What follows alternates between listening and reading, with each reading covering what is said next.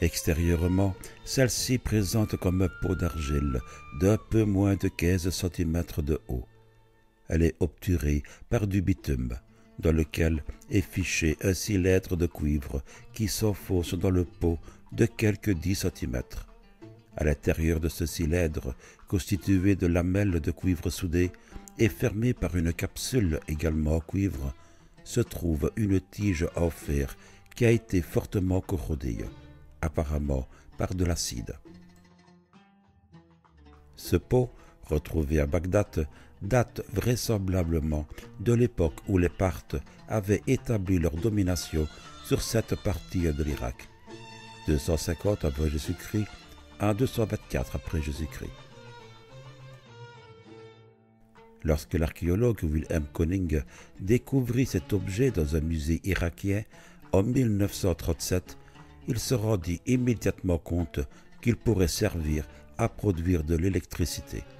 Des expériences réalisées quelques années plus tard avec des répliques modernes ont confirmé que telle avait sans doute été son utilisation. Pour ce faire, il fallait verser un liquide approprié à l'intérieur du cylindre.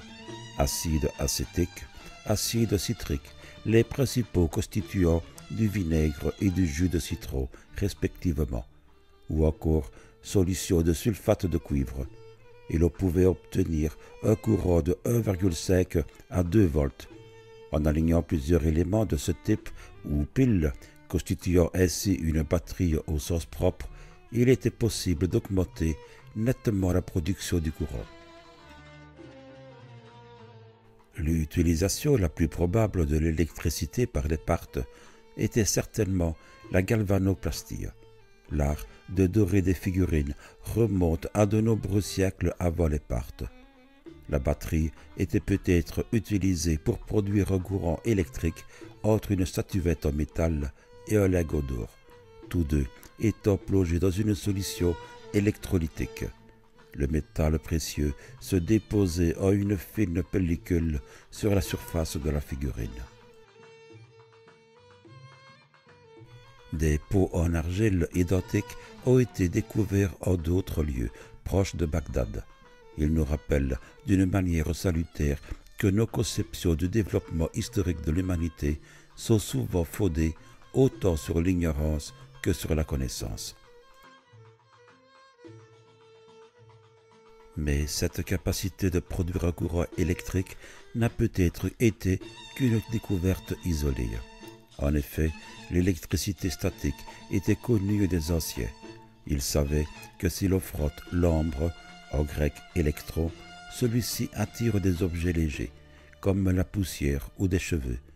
La technique permettant de produire un courant électrique, c'est-à-dire de l'électricité en mouvement, a pu être une découverte isolée faite par hasard.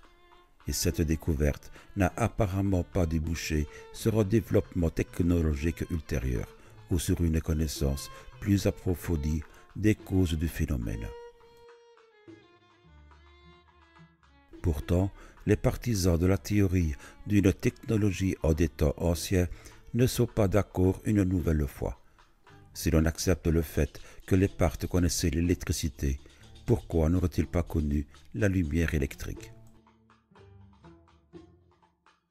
René Norbergen, par exemple, dans ce livre « Les secrets des races disparues », explique que les tombeaux des pharaons égyptiens, dans la vallée des rois et sous les pyramides, ne présentent aucune trace de fumée ou de suie, qui normalement aurait dû être produite en grande quantité par les lampes à huile ou les bougies des artistes et des ouvriers qui les ont décorées avec une telle prodigalité.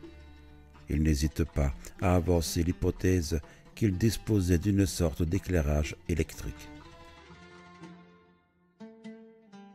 N'est-il pas plus facile de supposer qu'ils ont effectivement travaillé à la lueur de lampes à huile et qu'ils ont pris la peine de nettoyer les traces de suie sur les murs une fois leur décoration terminée, ou bien que cette décoration a été effectuée avant que les pierres ne soient mises en place?